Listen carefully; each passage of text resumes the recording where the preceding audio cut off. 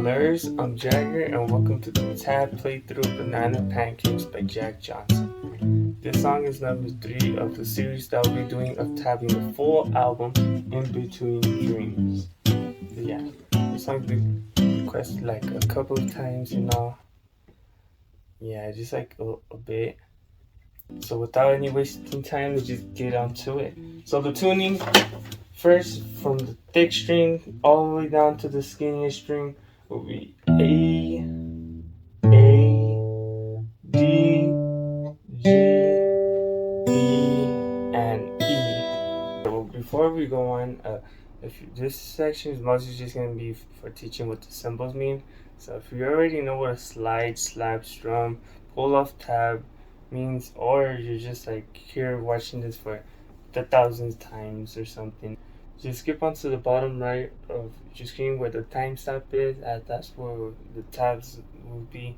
So until then, let's get on to the symbols.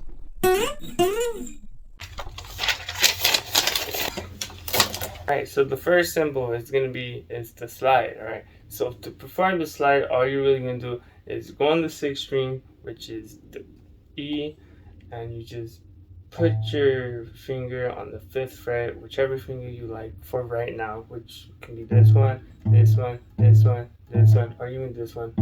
And all you're gonna really do is just press the 5th string and slide to the 7th. Yeah, pretty self-explanatory. Like, all you really do is just plug, slide, and then repeat it as much as you want. And to give like kind of an experience on how to feel to play with the actual song, what we got right here is a bit of a piece of the actual song. So like, spoiler warning. But yeah, there will be some occasions where the slide will be under like a note and stuff. So, and then you guys might be wondering like, yo, how do you play that? Like, what? Do you hit the 5th with this freaking open string on the B, or the 7th with the open?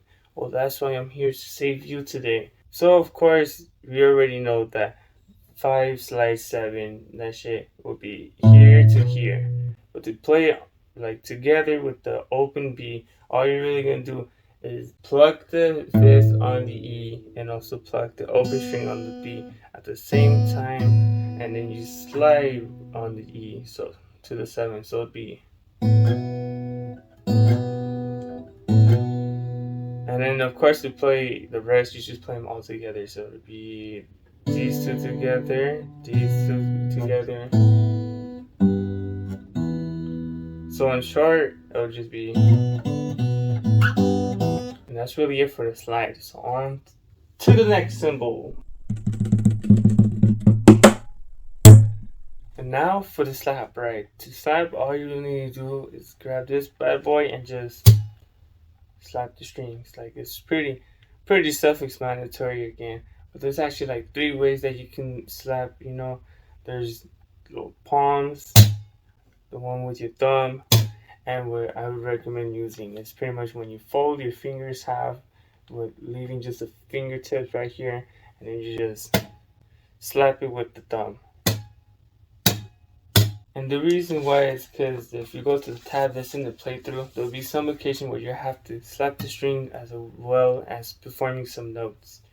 So if you go over here where there's like the X's and the 3, 4, 5, what you're gonna have to do is put your finger like on the 3rd of the B, the 4th on the G, and the 5th on the D. And then you use the 3rd technique where you fold your fingers and you slap with your thumb, and then you just slap it. The same thing can go with the other one with the 2 on the E, 1 on the B, 2 on the G, and 2 on the D. And all you really can do is the same thing. Fold your fingers right here, and then you slap with your thumb. So to perform the whole tab right here, it will be, and that's it for the slap. So on to the next symbol.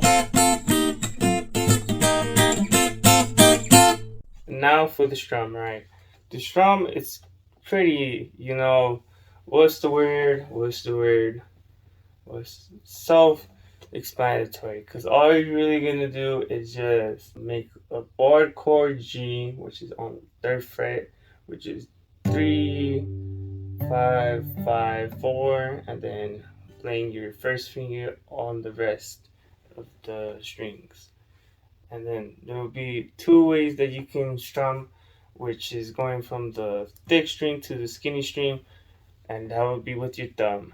Or most convenient way to strum it down. You can also do it with your first finger, but I would recommend just doing it with the thumb. Because with the first finger, you can strum up with it, And it would just be best, having one finger doing one thing and this finger doing the other.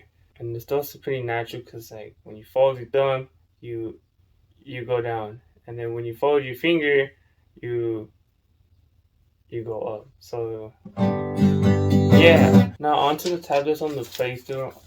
It's literally gonna be the same chord, kind of ish, but instead you're just gonna have to take off the pinky finger, which is this boy right here, the little pinky, when you do the G. So it'll be sounding something like this, which I assume is a G7 if I'm not mistaken. But yeah, so going from thick string to little string, all you do is put your thumb on the A, and then you just strum down. And then you do the reverse from the second chord, which you go from the E all the way to the A, and you use first finger just. So to play this whole tab right here, it would be. And now on to the other cymbal.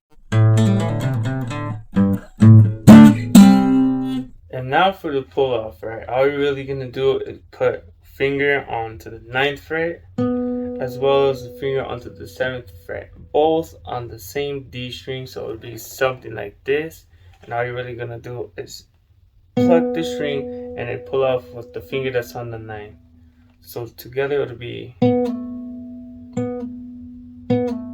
like that. But to do it with the tab that's on the playthrough, all you're really gonna do is, play this first part, the 5 and 7 at the same time, and then you just perform that action that we just did earlier, which is pluck the 9th and then pull it off with the 9th.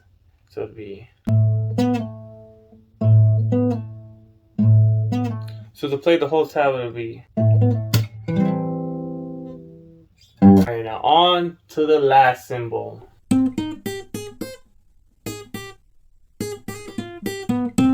And now for the final cymbal, the tap, right? This tap isn't really too hard.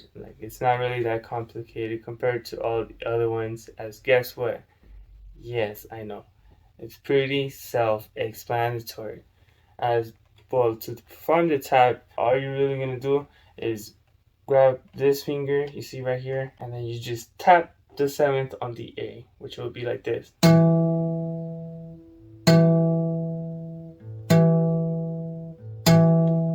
And if you want a better visual on that, it's just.